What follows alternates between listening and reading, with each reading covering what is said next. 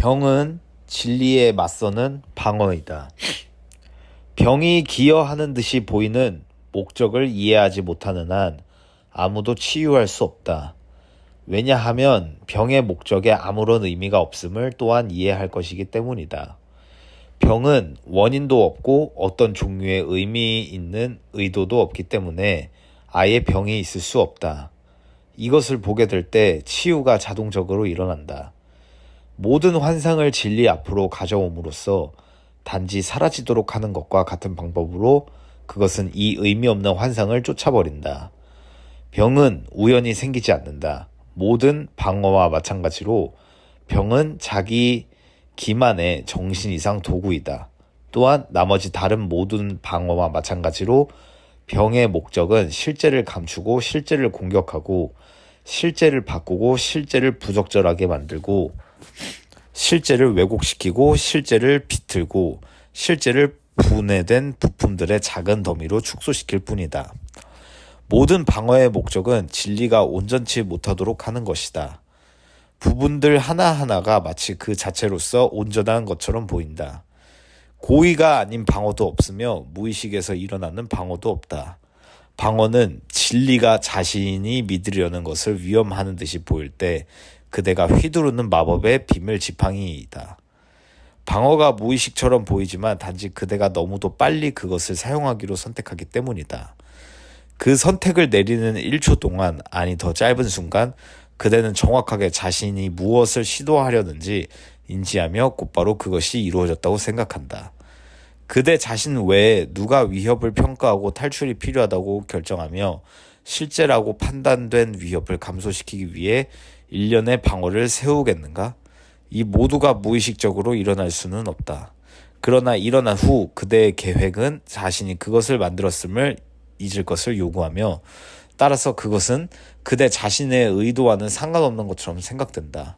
그것은 그대의 마음 상태 너머에서 일어나는 것이며 그대의 자아가 일으킨 결과라기보다는 그대에게 진정한 효과를 갖는 결과처럼 보인다. 자신의 실제를 만드는데 자신이 한 역할을 이토록 빨리 망각하기 때문에 방어가 자신의 통제 너머에 있는 것처럼 생각된다. 그러나 망각으로서 이중으로 은폐한 결정을 제고하겠다는 용의만 있으면 망각한 것을 기억할 수 있다. 기억하지 않음은 자신의 욕망에 관한 이 결정이 여전히 유효하다는 표시이다. 이것을 사실로 오인하지 마라.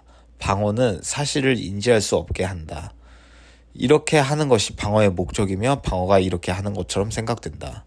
모든 방어는 전체의 조각들을 취하여 조각들의 모든 진정한 관계를 고려하지 않은 채 그것들을 조립함으로써 거기에 없는 전체에 대한 환상을 구축한다.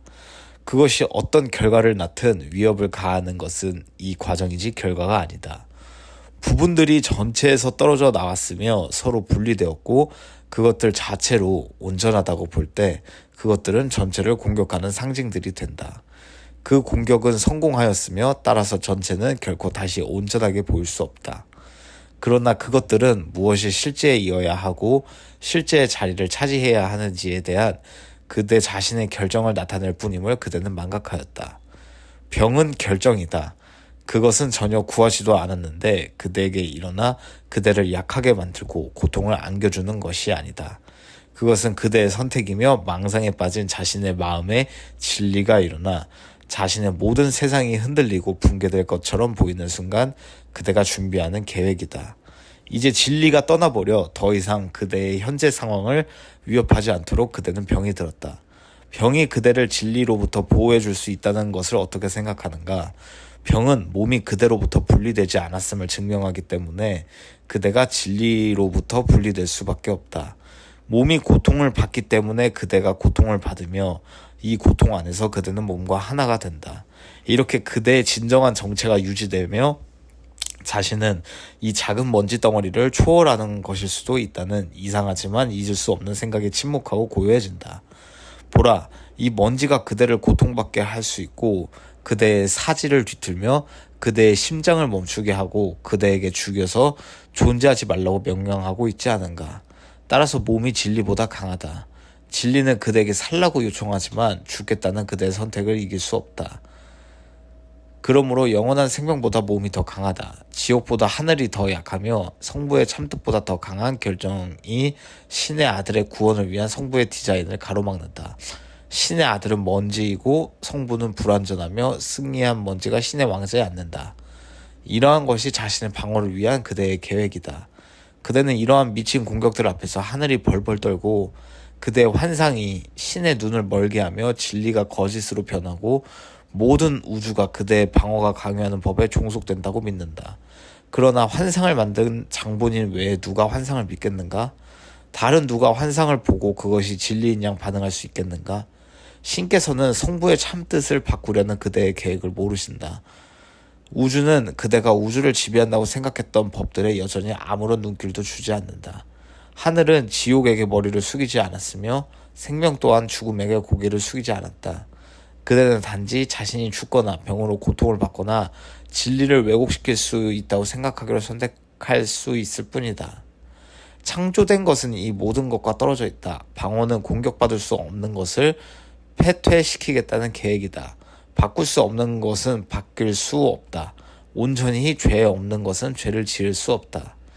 이러한 것이 단순한 진리이다. 그것은 힘이나 승리에 호소하지 않는다. 그것은 복종을 명하지 않으며 그것을 바꾸려고 방어를 계획하는 그대의 시도가 얼마나 딱하고 헛된 것인지를 증명하려 하고도 하지 않는다. 진리는 단지 그대에게 행복을 주기를 원할 뿐이니 이러한 것이 진리의 목적이기 때문이다. 진리는 그대가 진리의 선물을 집어 던질 때 잠깐 한숨을 쉴 수 있지만 그대는 자신을 위해 신께서 뜻하시는 것을 받을 수밖에 없음을 알며 완전히 확신한다. 이 사실은 시간이 환상임을 증명한다. 왜냐하면 시간은 신께서 주신 것이 당연한 진리여야 하지만 지금 당장은 진리가 아니라고 생각하기 때문이다. 신의 참 생각은 시간과 아주 떨어져 있다. 왜냐하면 시간은 그대가 진리를 가로막기 위해 만든 또 하나의 의미 없는 방어이기 때문이다. 그러나 신께서 뜻하시는 것은 여기에 있으며 그대는 성부께서 그대를 창조하신 그대로 남아있다. 진리는 방어를 훨씬 초월하는 힘이 있으니 진리가 들어가도록 허락된 곳은 어떤 환상도 남아있을 수 없기 때문이다.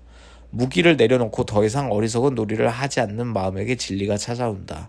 진리는 언제라도 찾을 수 있다. 진리를 환영하는 연습을 하기로 선택한다면 오늘 가능하다. 이것이 오늘 우리의 목적이다. 우리는 오늘 15분씩 2차례 진리에게 와서 우리를 자유롭게 해달라고 요청할 것이다. 진리는 올인이 결코 우리와 떨어져 있지 않기 때문이다. 진리는 다만 오늘 우리가 청할 이 초대만을 기다리고 있다. 방어를 내려놓고 진리가 지금까지 항상 그랬듯이 그대로에게 허락하도록 도와달라는 다음의 치유 기도와 함께 초대를 보낸다. 병은 진리를 가로막는 방어이다. 나는 내 정체의 진리를 받아들이고 오늘 내 마음이 온전히 치유되도록 할 것이다. 그대의 열린 마음 곳곳에 치유가 평화로이 반짝이며 진리가 올라와 전쟁과 헛된 상상들의 자리를 차지할 것이다. 병이 진리의 빛으로부터 숨기고 계속 방어할 수 있는 어두운 구석은 없을 것이다. 그대의 꿈에 희미한 등장인물들도 없을 것이며 그들이 이중 목적을 가지고 미친 듯이 구했던 애매하고 의미 없는 추구들도 마음에 남아있지 않을 것이다. 그대의 마음에서 몸이 따르도록 권위를 부여하려 했던 모든 병적인 바람도 치유될 것이다. 이제 몸이 치유되니 병의 근원이 구원에 열렸기 때문이다. 몸에 아무런 느낌도 없어야 하는 것이 연습을 잘 했는지를 인지할 기준이다. 성공적이었다면 아프다거나 건강하다거나 고통스럽다거나 즐겁다거나 등의 아무런 느낌도 없을 것이다. 마음은 몸의 행위에 전혀 아무런 반응도 하지 않을 것이다. 몸의 유용성만 남고 그 이상 아무것도 없다. 아마도 그대는 이것이 그대가 몸에게 준 목적들로서 몸 위에 얹어놓은 한계들을 제거함을 깨닫지 못할 것이다. 이 한계들이 치워지면서 몸에 가진 힘은 참으로 유용한 모든 목적에게 봉사하는 데 언제나 충분할 것이다. 몸의 건강이 완전히 보장되니 시간, 날씨 혹은 피로, 음식이나 음료 그리고 전에 몸이 봉사하도록 그대가 만든 어떤 법에 의해서도 몸이 제한되지 않기 때문이다. 몸을 건강하게 만들기 위해 지금 해야 할 것은 아무것도 없으니 병이 불가능해졌기 때문이다. 그러나 주의 깊게 경계를 하면서 이 보호를 유지해야 한다. 그대의 마음이 공격사고를 일으키고 판단에 굴복하여 닥쳐올 불확실성에 대비할 계획을 짜도록 한다면 다시 자신의 엉뚱한 곳에 둔 것이며 몸을 공격할 육체적 정체를 만든 것이니 마음이 병들었기 때문이다. 이것이 일어나면 그대의 방어가 더 이상 자신을 해치지도 않도록 함으로써 즉각 바로잡아라. 무엇이 치유되어야 하는지에 대한 혼동하지 말고 자신에게 이렇게 말하라. 나는 나의 참 정체를 잊었으니 내 몸을 나 자신으로 오해했기 때문이다. 병은 진리에 반하는 방어이지만 나는 몸이 아니다. 내 마음은 공격할 수 없으므로 나는 병들 수 없다. Jesus Commentary. 병이야말로 에고의 가장 큰 논점이다. 병이 들어서 몸이 자신을 저버리는 듯이 생각될 때 에고는 이렇게 말할 수 있다. 봐라, 너는 버려졌다. 신은 너를 사랑하지 않는다. 신이 너를 사랑한다면 이런 일이 일어나도록 내버려 두지 않겠지. 신이 너에게 벌을 주는 거야. 따라서 그대 자신의 왜곡이 신에게 투사되며 그대는 희생자가 되고 신은 가해자가 된다. 바로 이런 방식의 에고가 바라는 것이다.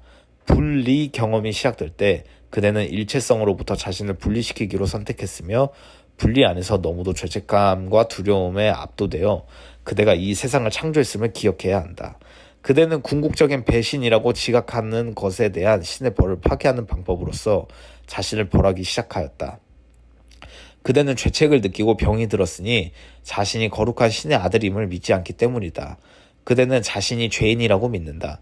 그대는 이곳에 옴으로써 실패했지만 자신의 마음으로 하여금 죄인을 망각하도록 만들었다고 믿는다. 그러나 그대는 최초의 분리에서 느낀 죄책과 수치와 두려움을 잊지 않았으며 신이 그대를 벌할 것이라는 믿음 때문에 먼저 자신을 벌하게 되었다. 스스로의 징벌은 정말 난해한 아이디어이며 대부분은 나는 당신이 무슨 말을 하는지 전혀 모르겠어 라고 말할 것이다. 그러나 그대가 병드는 무의식적인 동기의 밑바탕에 바로 이 징벌이 자리하고 있다. 대부분은 건강과 사랑과 생명 안에서도 얻을 수 없다고 믿는 것을 얻기 위해 병이 든다. 그대는 병을 믿도록 백신을 맞도록 세뇌되었다. 즉 사람이 관여하지 않으면 병이 들 것이고 죽을 수도 있다는 문화적인 믿음을 갖게 되었다. 이 믿음은 사실상 원초적인 분리 때문에 그대가 지녀온 무의식적인 죄책감이다. 그대의 마음은 그대가 아는 것보다 훨씬 더 복잡하며 그대가 아는 것보다 훨씬 더 많은 정보를 가지고 있다. 여러 생애는 물론 현재의 몸 안으로 태어난 이후 매일 매순간 수집한 온갖 상세한 정보를 가지고 있다. 그 구조는 진리로부터 그대를 분리시키기 위해 아주 열심히 작동하는 기계이다. 그대는 왜 그러는가 묻겠지만 진리가 너무도 압도적이기 때문이다. 에고에게의 진리는 에고의 죽음이다. 그러므로 원초적인 결정에서 분리 안으로 들어오기로 선택할 때 그대는 이 세상을 오창조하고 사랑은 위험해. 신은 나를 벌할 거야. 나는 사랑으로부터 멀어져야만 해. 왜냐하면 신은 사랑의 궁극적인 표현이니까 라고 말하는 믿음 체계를 오창조한 것이다. 이 행성에서 다른 사람들이나 자신을 사랑하는 일이 그토록 어려운 까닭이니 문자 그대로 그대는 사랑하지 않은 영역으로 들어오기로 선택했기 때문이다. 어떤 사람들은 이런 나는 주위에 온통 사람만 보이는데 내 친구가 나를 사랑하고 우리 엄마도 나를 사랑하고 우리 애들도 나를 사랑해 라고 말할 것이다. 그러나 그 사랑에 조건이 없는지 묻고자 한다. 그 사랑을 얻기 위해 무엇을 해야 하는가? 그렇다고 세상에 환멸을 느끼라는 것은 아니다. 그대는 세상에 위로 올라가고 있음을 이해하길 바란다. 그대는 소위 삶이라는 3D 패러다임 안에 갇힌 사람들에게 한 줄기 빛이 되고 있다. 그대는 논리 차원을 벗어나고 있다. 그대는 전쟁터 위로 올라가고 있으며 지구에는 존재하지 않는 보다 높은 원리와 궤를 같이 하고 있다. 그대는 지나친 낙천주의자 또는 망상가로 불릴 수 있다. 핑크색 안경으로 세상을 보는 자라고 불릴 수도 있으니 마음이 상하거나 크게 뒤틀리지 않기 때문이다. 그러나 그대는 용서의 실천을 통하여 죄책은 필요하지 않으며 희생과 고통도 필요하지 않음을 이해함으로써 더 큰 그림을 이해한다. 그대는 한 걸음씩 사다리를 점점 더 높이 올라가서 그대의 고향인 사랑과 빛으로 더 가까이 다가간다. 그대는 두려움 속으로 깊이 우회하였으며 집으로 돌아가기를 두려워하니 아버지가 그대를 벌할 것이라고 생각하기 때문이다. 그러나 돌아온 탕자의 이야기가 말해주는 것은 사랑이다. 아버지는 그대가 집으로 돌아올 때 그저 행복할 뿐이다. 죄는 없다. 벌도 없다. 아버지는 절대적이고 조건 없는 사랑의 품 안으로 그대를 반길 것이다.